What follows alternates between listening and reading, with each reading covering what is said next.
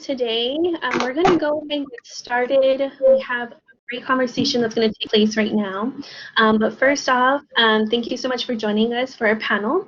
My name is Jules Flores, and I'm the coordinator for Leadership, Inclusion, and Advocacy Programs with the Student Engagement and Leadership Center. So This Matters strives to engage attendees in meaningful discussions and conversations that will lead to progressive, inclusive actions.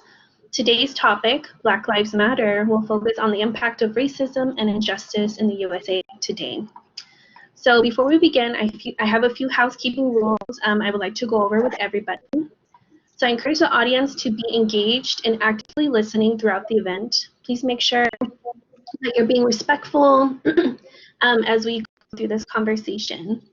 This is a safe and a brave virtual space for everyone. We want you to feel comfortable as well as brave to speak up. This is an interactive session, so if you have questions, comments, or insights as the conversation is happening, I encourage you to share that in the chat box. And please note that we will have some time for Q&A to answer those questions, those comments, those insights with the panel. Again, just be respectful and mindful of what you share in that chat box. So I'm going to go ahead and introduce our panel moderator. So Dr. Ann Horak is an associate professor of practice for religious studies and women's and gender studies at UTEP. She also serves as a board member of the YWCA El Paso and YWCA USA, where she volunteers with the racial justice, women's empowerment, and social equity programs. So with that being said, I'm going to go ahead and turn it over to Dr. Horak. Thank you so much, Jules. And I just want to say I'm really amazed how many people are joining us right now. Thank you to everybody who is taking the time out of their day to join us and to be a part of this incredibly important conversation. And thank you to the Division of Student Affairs. The Student Affairs people have been working extremely hard throughout the last few weeks and months as we've all been going through difficult times to continue to provide us with important and vital content. And so today we have a really wonderful panel of people who have expert and lived experience both to bring to the table and share with us. And so I'm going to ask each of them to introduce themselves and also to take a moment as they've introduced themselves to share a little bit about their reactions, their reflections on what we have seen these last few days following the horrific murder and the violence that we have seen surrounding the murder of George Floyd. So I'm going to start with Dr. Michael Williams. Okay, yeah, in terms of introduction first, thank you for providing me an opportunity to be a part of the panel. Again, my name is Michael Vincent Williams, and I'm the director of the African American Studies program. I'm a professor of history here at UTEP. To talk a little bit, you want me to go into my reactions now? Yeah, go ahead, and then we'll move to the next panelist. Thank you, Dr. Williams.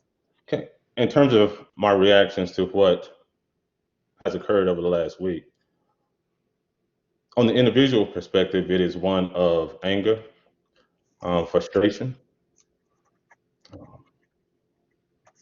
just this kind of feeling of intense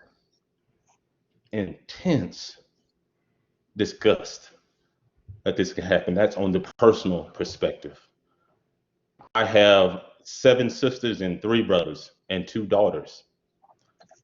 And it's important to know that this is a reality for African Americans and people of color. This is something that needs to be understood, that kind of brutality is not a new perspective here in the United States. It's actually a part of its long and bloodied history that continues today.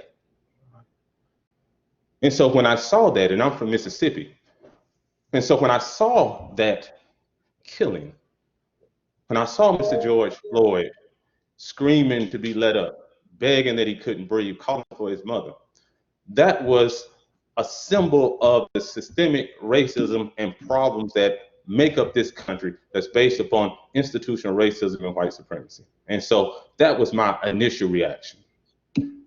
It also, however, got me to understanding that this, of course, is a continued process of challenging these kinds of racial incidents and racism in general.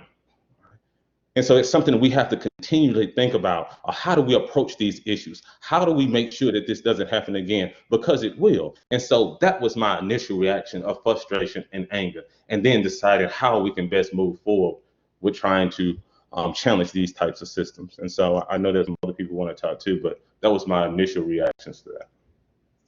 Thank you. Thank you for sharing with us. Sade Talabi, are you, I know you're having trouble with your video. Are you able to join us through audio? Sade?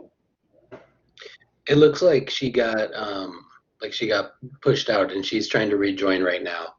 Okay, wonderful. We're going to move on to Coach Terry. Can you introduce yourself, Coach, and also share with us a little bit about your reactions? Sure. No, thank you again for allowing me to be on the panel today and have a chance to speak to this particular issue that's been brought to the forefront right now. My name is Rodney Terry. I'm UTEP men's head basketball coach, and into personal level in terms of what I saw, what I've seen to this point right now, with what's going on in our country right now, and in particular the George Floyd video. And watching that video, I happened to be sitting with my mother at the time that it first popped up on the news. And her and I both reaction at the same time was that of shock and disgust, anger. You know, I can't breathe. I can't breathe. George Floyd could have been Rodney Terry. He could have been my nephew. He could be my brothers. He could be one of my players. And to see that happening again, and again, we've seen it many times now in history, as Dr. Williams alluded to, but to see it occurring over and over again. We were just a couple weeks past on a Ahmaud situation where he's innocently jogging in the community and he's gunned down. That could have been me. That could have been one of my players. That could have been my nephew. I don't have kids right now, but you know, I like to think that I have a lot of kids that I've touched over the years in coaching. Not my biological kids, but obviously I play a role in trying to be a great role model for them. But you know, how do we bring about change for them? How do we bring about change for their kids in the future? And you know, early on in the start of every season, I always address my players and my team, and we talk about you know, what we're seeing right now in terms of George Floyd. We talk about your interactions with people of authority. You know, in particular, the police. You get pulled over by the police. We have to talk about all the things that you have to do to not only, you know, get yourself out of a situation in terms of a citation of that matter, but to save your life. And we have to address that. And it's sad that we have to address that in America, but we have to address that every day as young black men in terms of when we leave our homes, we have to be prepared and navigate through what we have to in this society.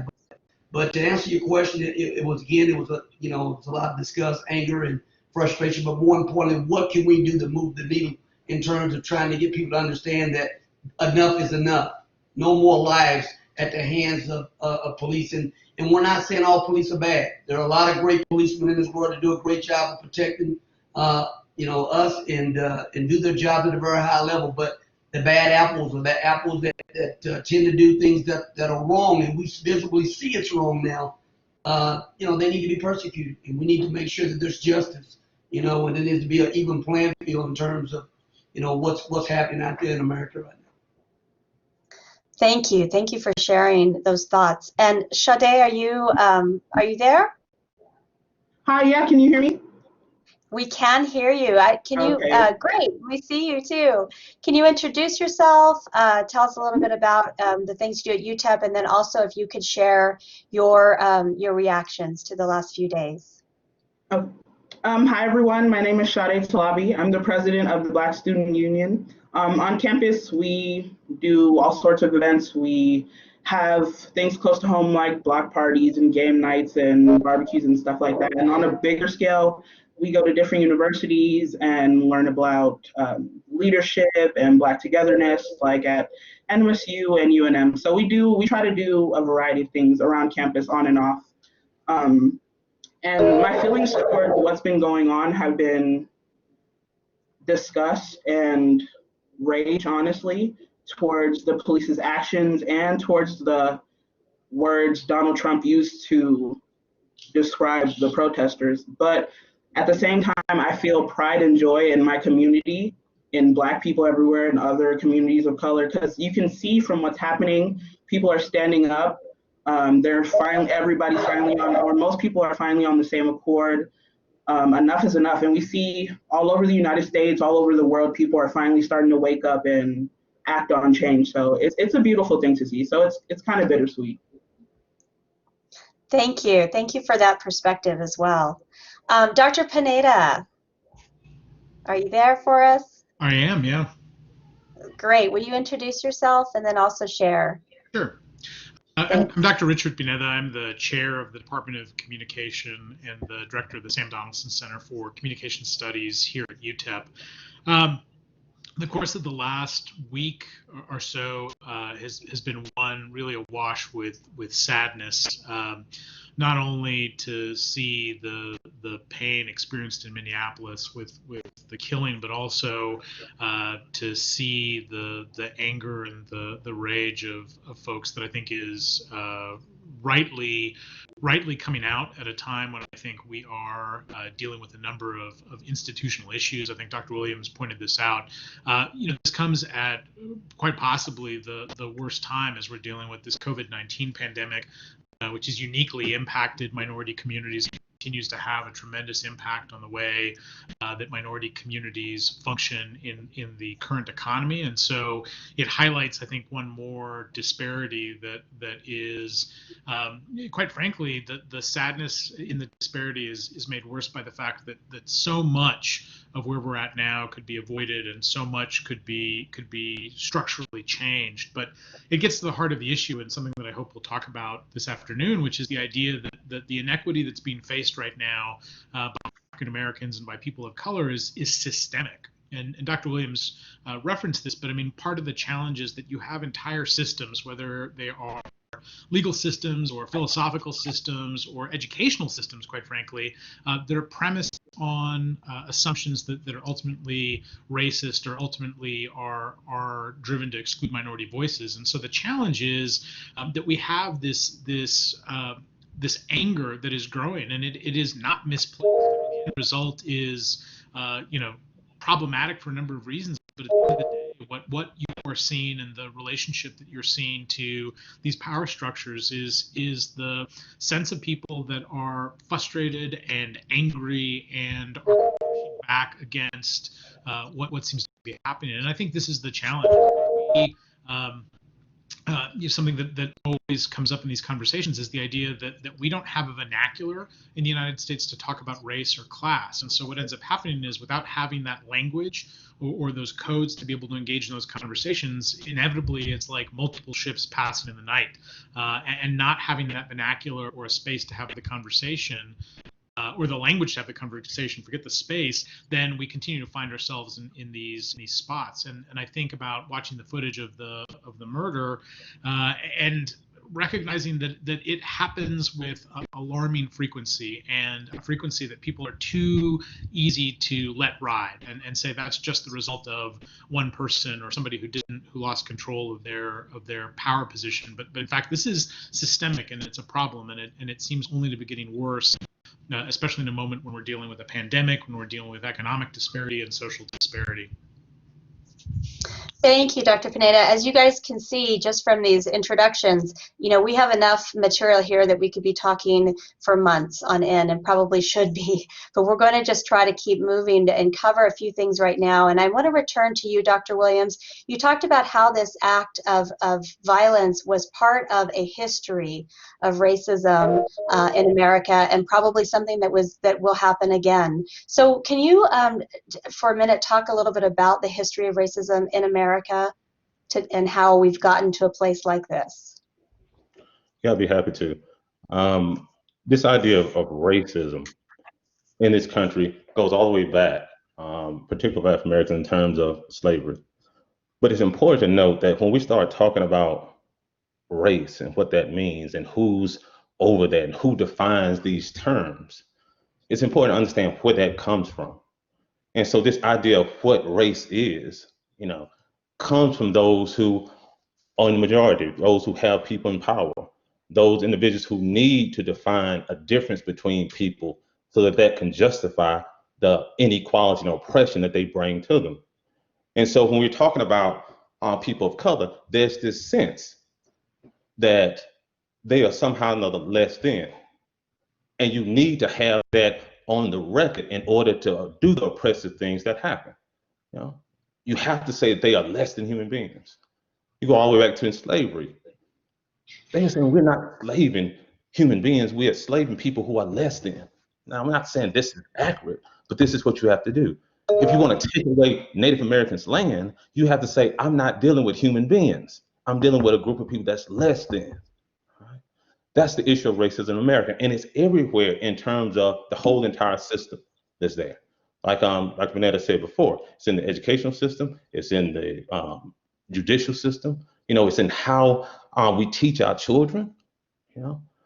That's the important part of it. So this idea of race and racism in America is a systemic problem, right? And so what we see today is the same thing. It's a symbol of the larger problem at hand.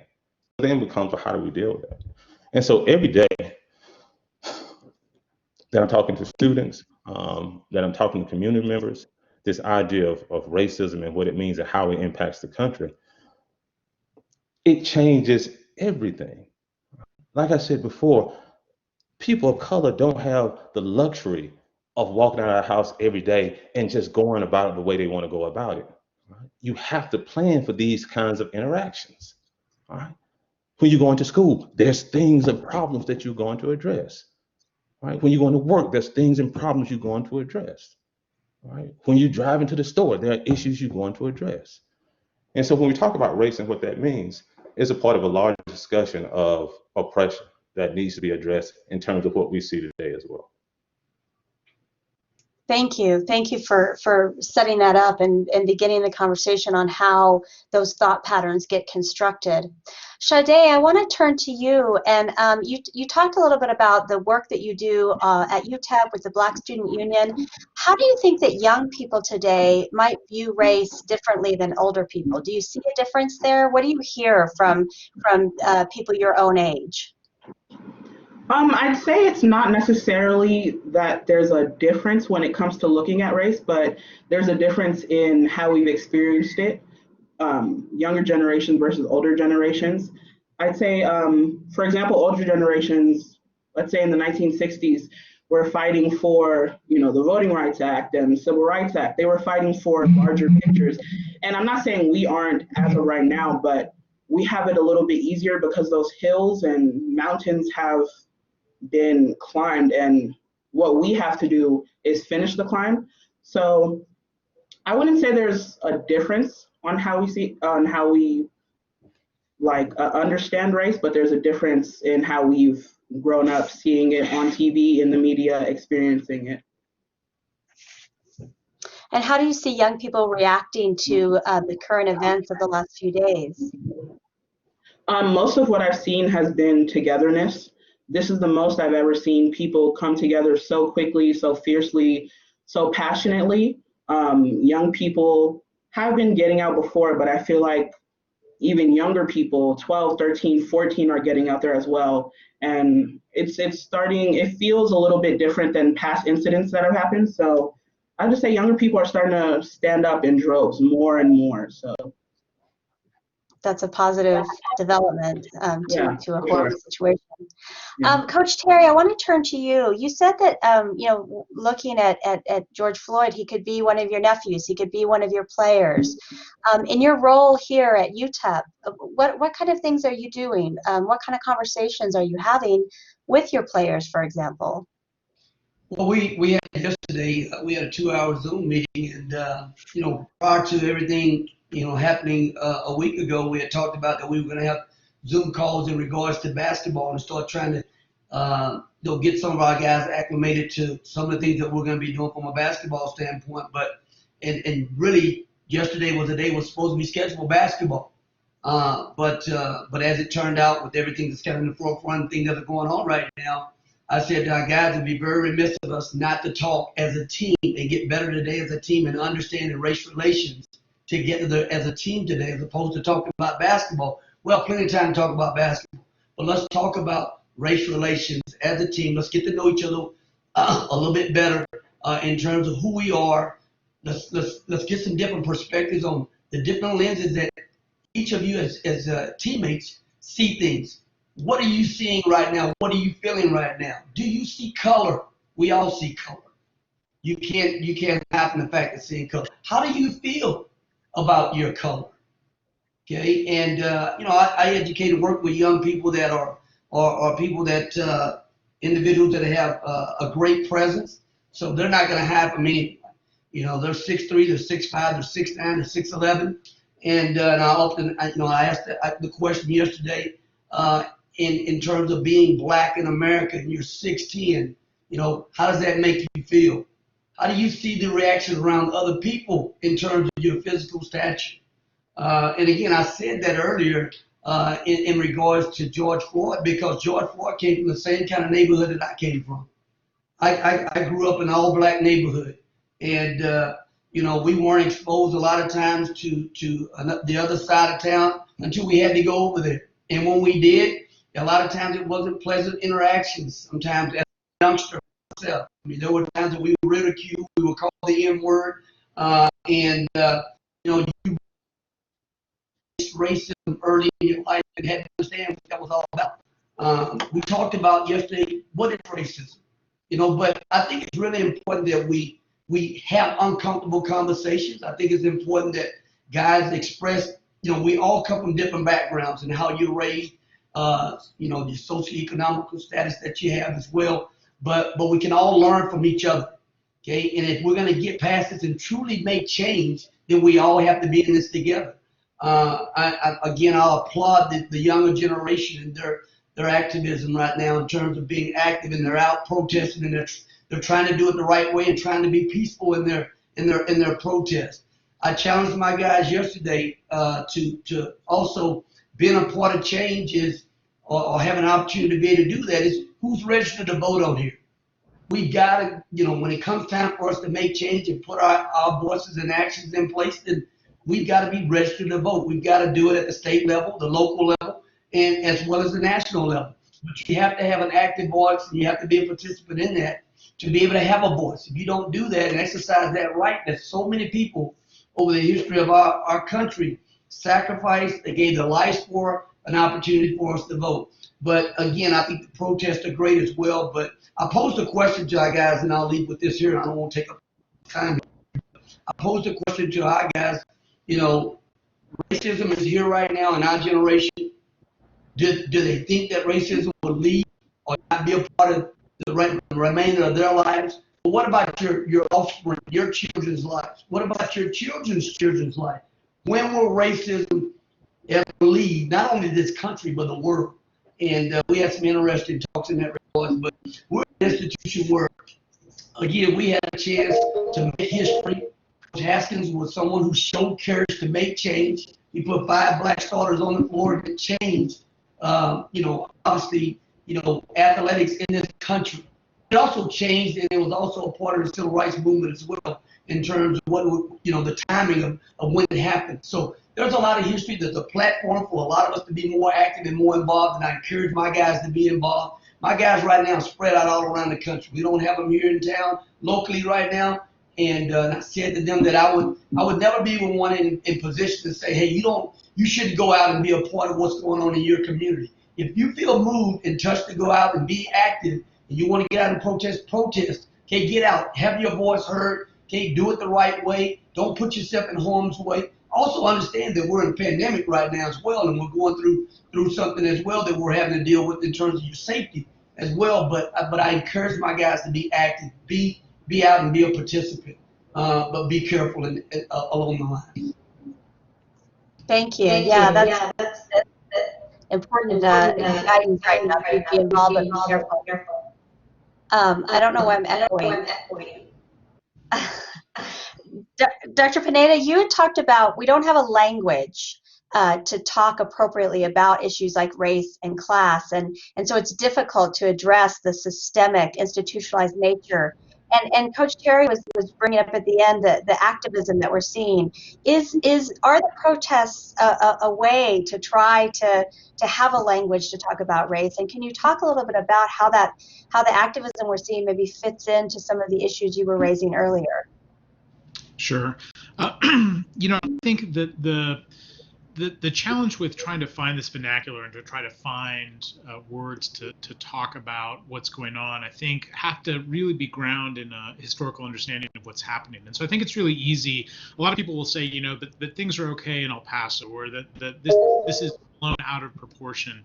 But what I think people are forgetting is that the systemic nature of racism is tied to things that are really hard to unwind at this point. And there's really good examples of this. I mean, some of the laws after World War II that provided financial support for housing for soldiers coming back from the war were not equally applied to African American soldiers. So as suburbs are building up, these communities were largely white because African Americans weren't given entree to that space. Now, you can look at that now and say it's impossible to revamp the nature of how suburban housing works in the United States, which is true, but you've got to recognize that there was a challenge that was built into the laws and in particularly the rise of covenant systems in the 60s and 70s. And that exclusion means that you're not giving equal space. And that's sort of the heart of the issue, is that if you can't talk about it, right? It's easy to say, well, these systems don't why are we stuck talking about this still? Well, the reason is exactly what Dr. Williams and Coach Terry are talking about, which is that we've got institutional systems that cannot be changed. I mean, we've set these power structures that are in place, and even talking about how to change them, I think, leaves people frustrated. And then when you see incidents of violence, it adds to that because people don't have an outlet to be able to talk about this space. I mean, voting is a really interesting and contentious area where I think disenfranchisement is really the process that we're starting to see now, and that's targeted uniquely with African Americans and Latinos in particular. And that disenfranchisement of voters by purging voter rolls, by not allowing people to have different avenues to be able to vote, I mean, that undermines the interest of people to participate in the political process. And so you have all these different spaces that we need to talk about, but some part of that is coming back to like a base understanding and a base language to say, here is where there is a gap, and here is why that gap continues to exist. I mean, one of the things that I find fascinating about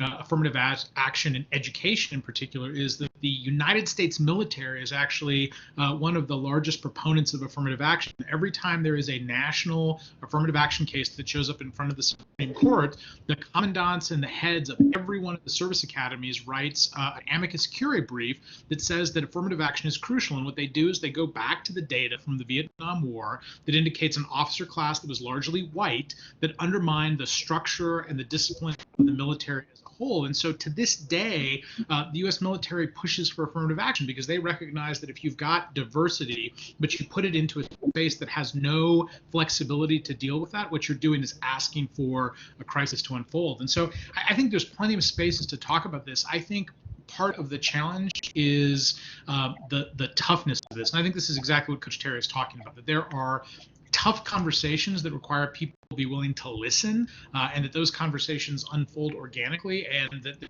conversations that are going to be ground in pain and emotion and anger of things that have happened over generations. And so it's too convenient to say, well, in my 40 plus years of life, I haven't seen this myself, but that is disingenuous, right? I mean, we know that the history of this country is built on conflict and isolation, and that continues to this day. So this idea that we have to have these painful conversations, I'm not sure if we're close to being ready for this. I mean, I just this is part of the reason that I'm particularly disturbed at this moment. Thank you. And I think, again, as all the panelists have shared, we see that we're caught between a historical struggle and a modern day dilemma. And so I want to bring up some of the really good questions that are being asked, because I think that we've all spoken to the emotions that are running very high right now. All of us are feeling sad, angry, frustrated, disgusted, so many different emotions. Eduardo asked earlier, can you share what are your day-to-day fears. And I think it's going to be interesting to see how they may be different across the different panelists. But what are your day-to-day fears? They may be personal for your own self, for your loved ones, your friends and family, for our community, for our country. Dr. Williams, when you hear a question like that, how would you respond? What are your day-to-day fears? I mean, that's a good question. And for me, I want to take it from a broader perspective. Each day, I'm fearful that something is going to happen to the students that we teach. I'm fearful that something is going to occur that's going to make people less aware of the systemic nature of racism in this country. I'm also fearful too, because I have children, that they're going to continue to grow up in a society that does not really cater to the needs of people of color. And so my fears tend to be on the broader perspective.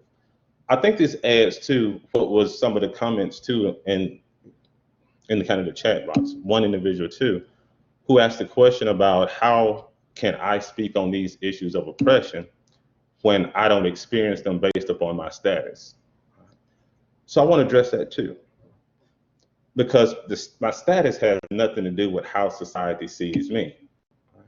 Because when I'm out in the world, the society doesn't see me as Dr. Williams, they see me as a Black man, and that has some connotations based upon racism in this country. And so that's an extremely important part that we need to look at.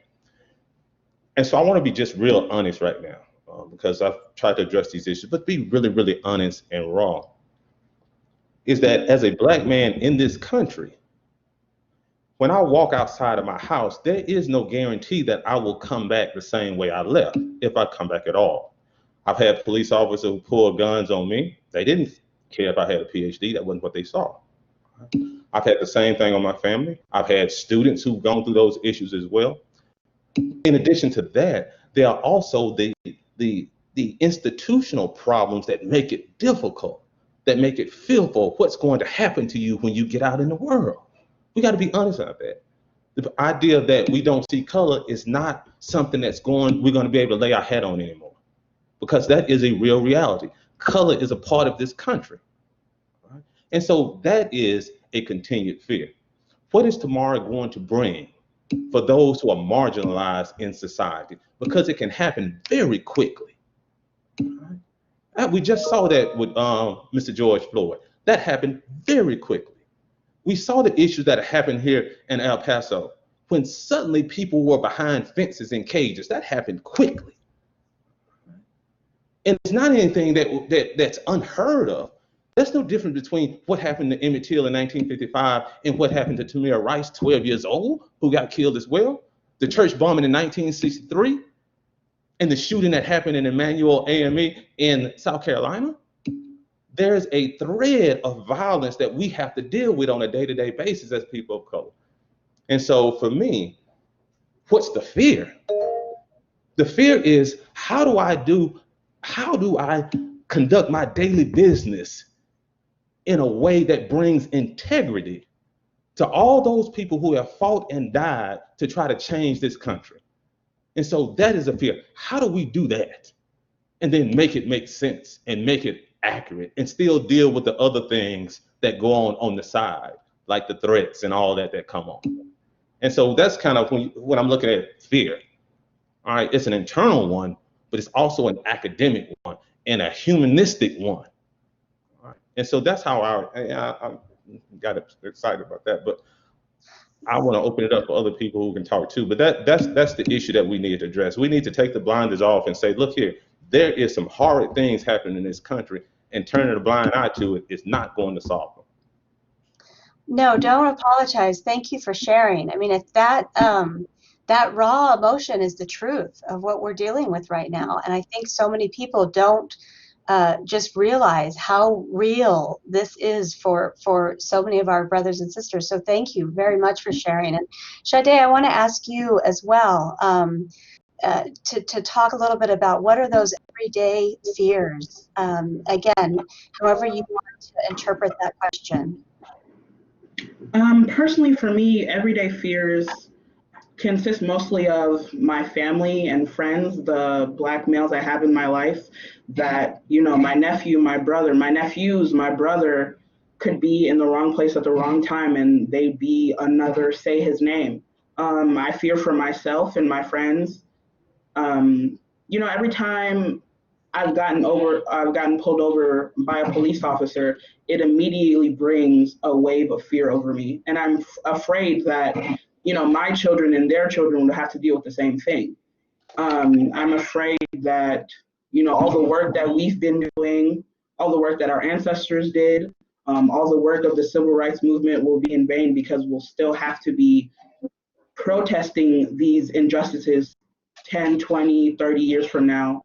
But like Dr. Williams said, we have to get to the root of the problem before we can move forward, because if we can't do that, we're not going to go anywhere. You can't move forward without knowing the history behind what's happened in the United States. Like anytime someone tries something for the first time, you're going to want feedback from people who have done it before. So you can't possibly think that you can move forward without learning from the past, studying the past, hearing the past, and then moving forward from there.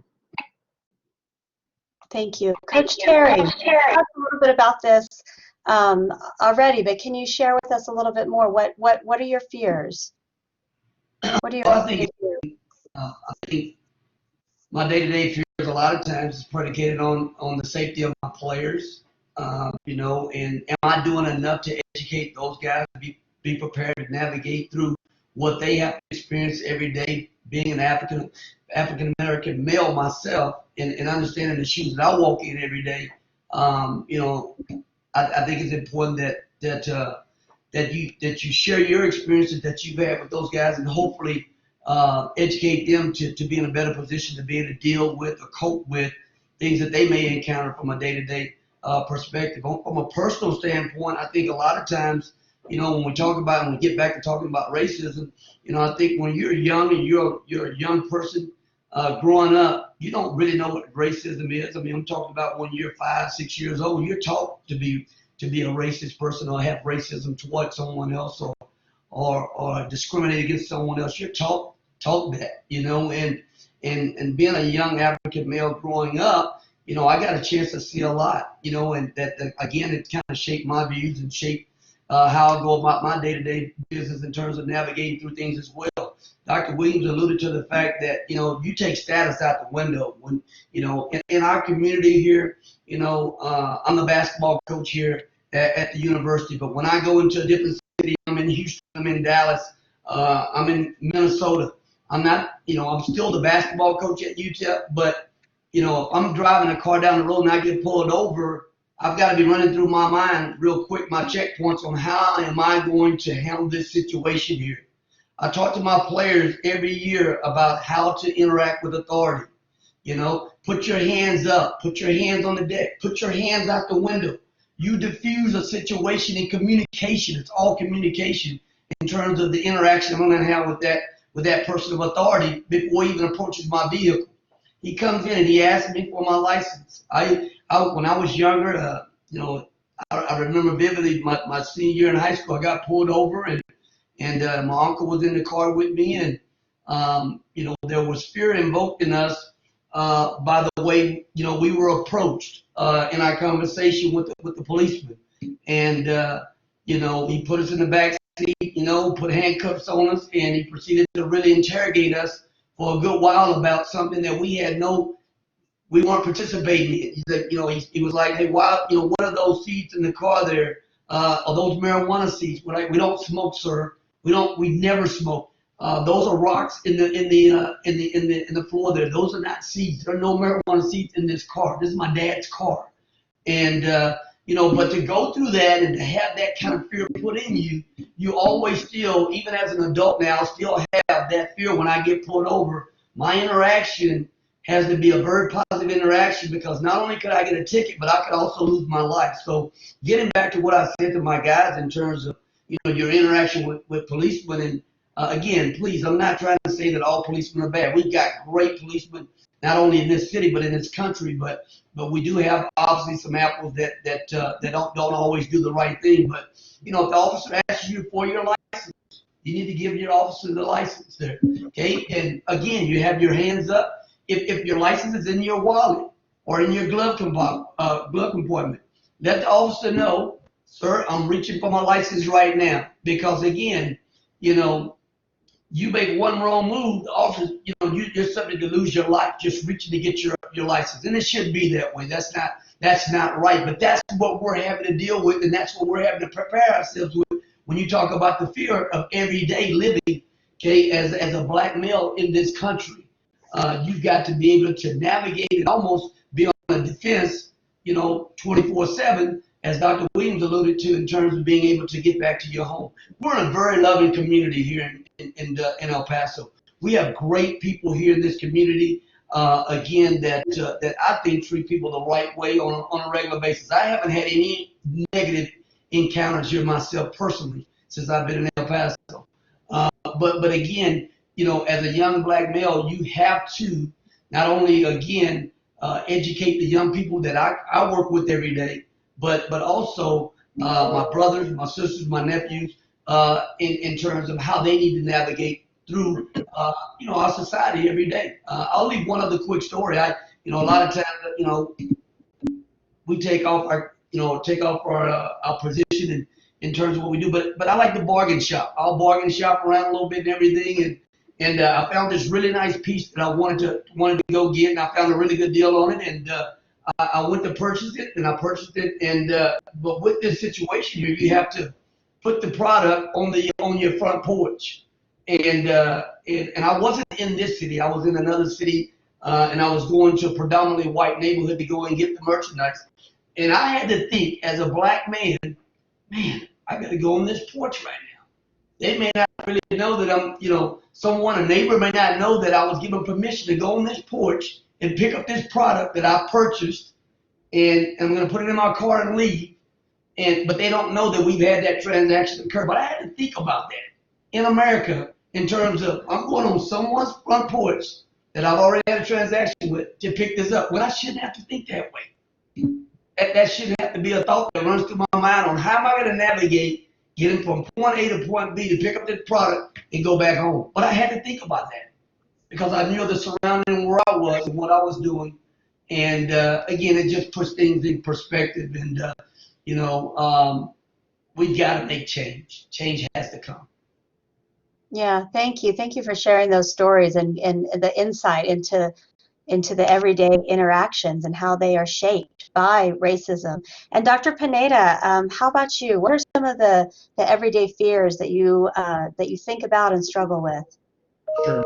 I think one thing that was interesting for me, and I think for all of us in the community, I think we've overlooked that the August shootings have really had an impact in terms of post-traumatic stress. I mean, I argue often that I think the community as a whole is still suffering from that. And so you add on to that the COVID-19 pandemic, and you add into that what's been going on nationally, and I think we're really vulnerable as a community. I will say that I have two very specific fears. I mean, one fear is one that I think that if you're African American in this country, you've dealt with far longer than people who are other minority groups, and that is the fear of violence. I think after the August shooting, the idea that somebody made an active decision to travel more than 10 hours to do a very particular set of harm to a group of people is really disturbing. And for somebody who grew up in this community and has come back, I've never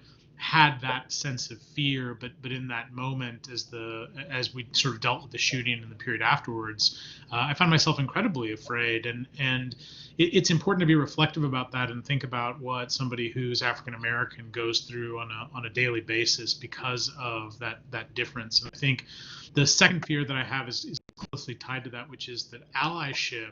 That is, people that are wanting to stand with African Americans or people of color. That allyship is still widely misunderstood, and how I think you become an active voice, either to be anti-racist or to engage in conversation, is also something we're not very well prepared for. And I think this is something that, especially with my students, I think is really significant. I come from a histories you do, Dr. Horak, of debate. I debated in high school, I debated in college, I coached debate, and the beauty of debate was being able to take these arguments and be able to argue on either side and either perspective. And one of the things that I worry a little bit about with allyship is that we're still falling back on old patterns. So in the Latino community, for example, the use of derogatory phrases towards other minority groups is still pretty consistent. And I think that's something that needs to be talked about. And I think in the same way that we question how language should evolve with societal demands, we need to look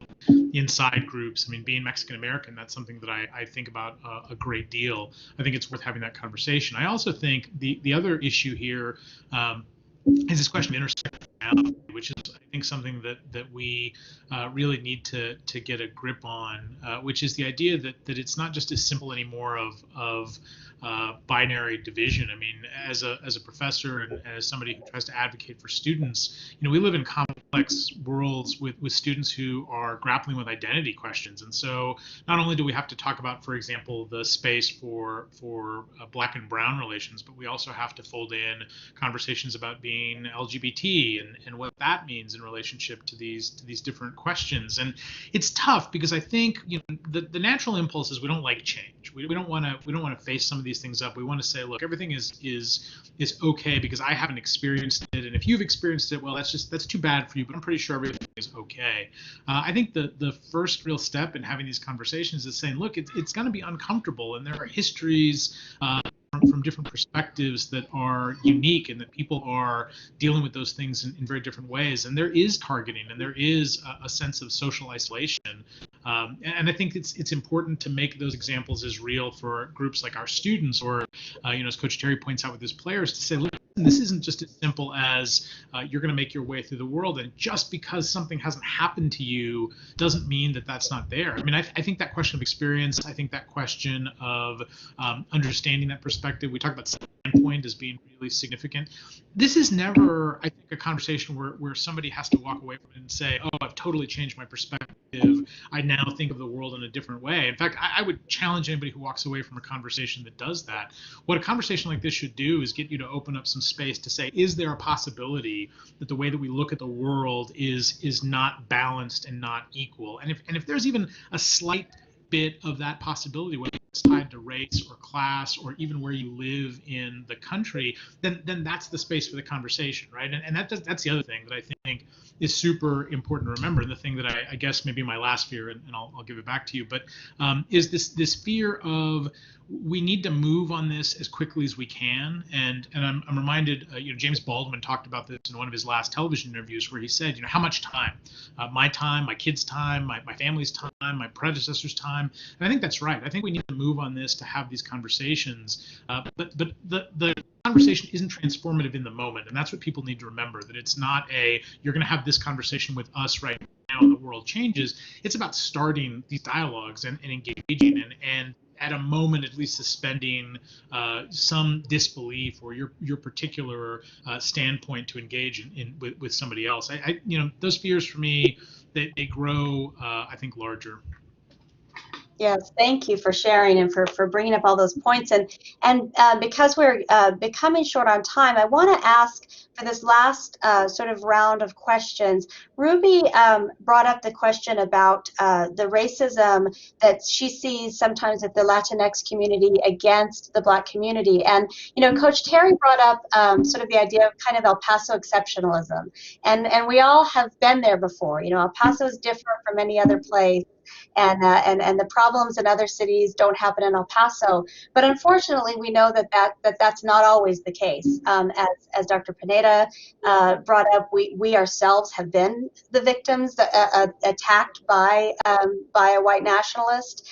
And we do have racism in our city between groups and within groups. We have colorism within our city that many people struggle with. So I want to kind of combine, because we're getting short on time, I want to ask each of you to do a couple of things. One, maybe reflect a little bit about El Paso, but then also provide, as a way of reflecting about El Paso, what are some next steps?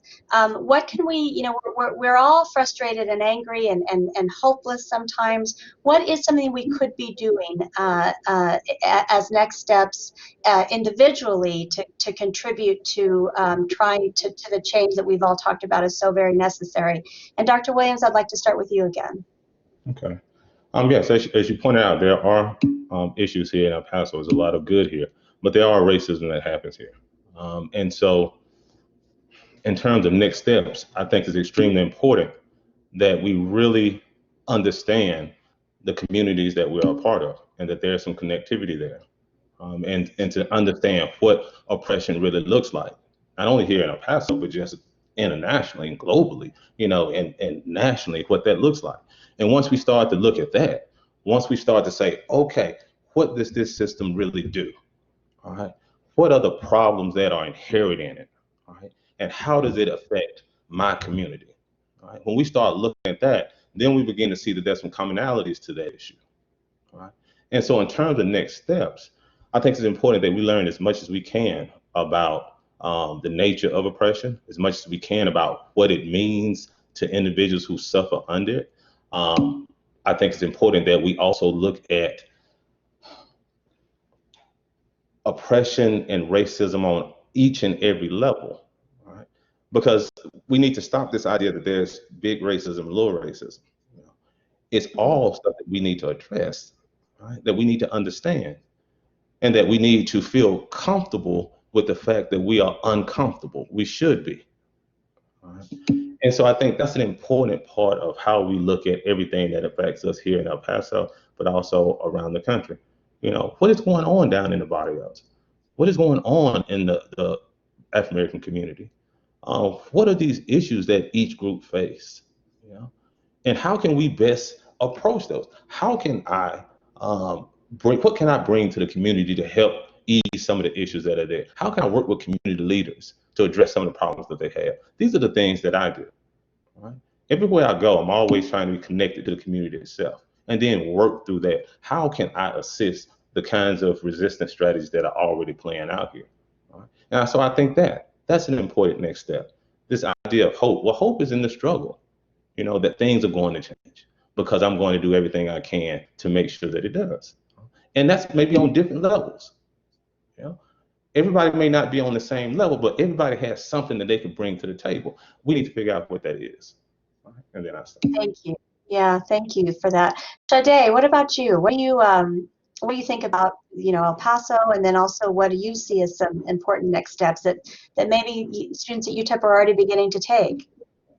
When it comes to El Paso, I've had genuinely good experiences. I feel like El Paso is a really beautiful place, but at the end of the day, we have to realize that no place is exempt from racism, and we can't just be happy that we haven't had any violence against people of color because they are people of color when it comes to the police. We have to address microaggressions, you know, because like Dr. Williams was saying, we have to get away from the idea that there's small racism and big racism.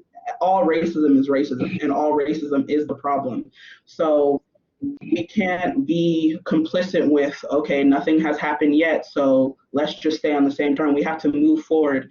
And I think how we can move forward is by listening to Black community leaders, getting involved with actions.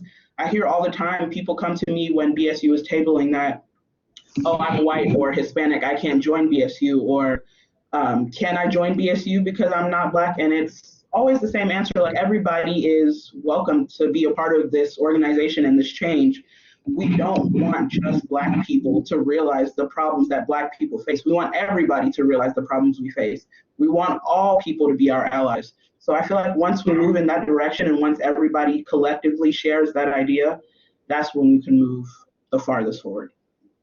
Thank you. That allyship that Dr. Pineda was talking about. Coach Terry, how do you respond to next steps, and what would you suggest? Well, again, I alluded to the fact that I haven't had any negative experiences here in El Paso myself. I mean, everyone's been very warming and accepting to myself, and I love the community back likewise. And I was reared in a Christian home and God-fearing home, and again, try to see the good in everyone, and giving the benefit of the doubt of that respect. Not to say that racism is not here. I'm sure there is a level of racism. Racism is everywhere. And I think the more that we put it to the forefront, I asked my team this yesterday. I said, what happens, guys, in the next 4 or 5 days, maybe 6, 7 days, when all the cameras go away? There's no CNN, there's no Fox anymore talking about Black Lives Matter and talking about the injustice of innocent black males being killed. What happens? What do we do from here? Where do we go from here? What do you do in terms of trying to make change and make things better from here? And, I alluded to the fact earlier that, I thought it was very important that you go out and you get involved in terms of the voting. You got to be able to vote. You got to get to know who are your local leaders, who are your state leaders, and are they doing their jobs? I mean, I'm in a performance-based occupation in terms of everything's evaluated on how well you do, wins and losses. No different than looking at how you evaluate local officials, state officials in whatever city that you live in and that you're a part of. But evaluate what they're doing, how they're doing. Who are they hiring?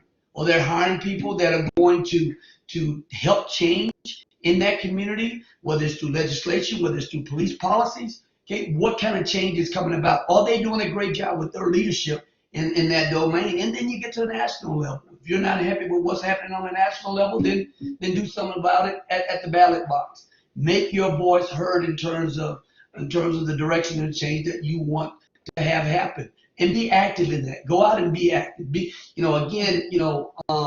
I was asked to be on this panel, I immediately wanted to be a part of it because I feel like I do have a platform, and I am at a youth institution where change has come about, and basketball has been a part of change. And so it would have been remiss of me not to want to be a part of this panel and a part of this conversation, because again, we've seen change happen in our sport and in particular at our institution. So again, I'll just say that, like I said to our guys, continue to want to put this to the forefront, continue to want to deal with it. Don't shy away from race. Race is an issue in our country right now at the moment, and has been for many years. Deal with it. Educate ourselves to want to know each other better. We're all going to have to be in this to make it a better place, and we all have to work on our race relations every single day and try to treat people the way you want to be treated on a regular basis. Thank you. Dr. Pineda, what do you have for us? Yeah, so it's interesting. I mean, I grew up in El Paso, went away, came back, went away. When I left El Paso to get my PhD, I went to Detroit, and I had always talked about El Paso being diverse, but it wasn't until I got to Detroit that I realized that El Paso in some ways is not really diverse. I mean, we have a large Mexican community. We have an African American community, an Asian community, but I mean, I got to Detroit, and the difference was really stark for me, and it was an amazing experience in not only thinking about the tension that exists in a place where there's even more diversity, but also recognizing that sometimes in a place like El Paso, we feel really comfortable with where we're at, and I think we're willing to overlook problems. And so I think the big question with the community we live in, I think, is being honest about some of the issues that we have and talking about them more openly.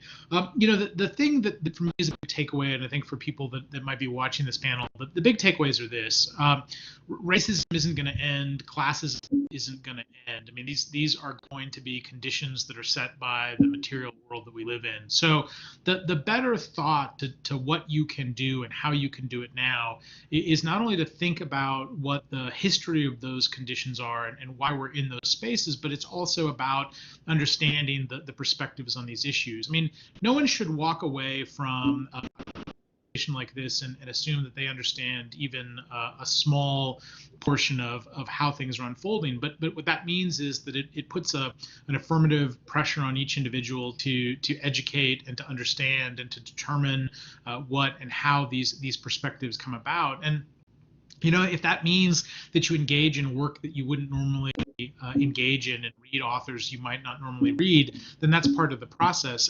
Again, coming out of a tradition of debate, it is that there is not a right answer. What we want at the end of the day is a little bit of peace and a little bit of love, but beyond that, there is no set answer. So educate and debate and engage, but be willing to do that with an open-ended perspective. I think one of the challenges we have with social media right now is that everything is about sort of a dominant, it's this way or it's no way whatsoever.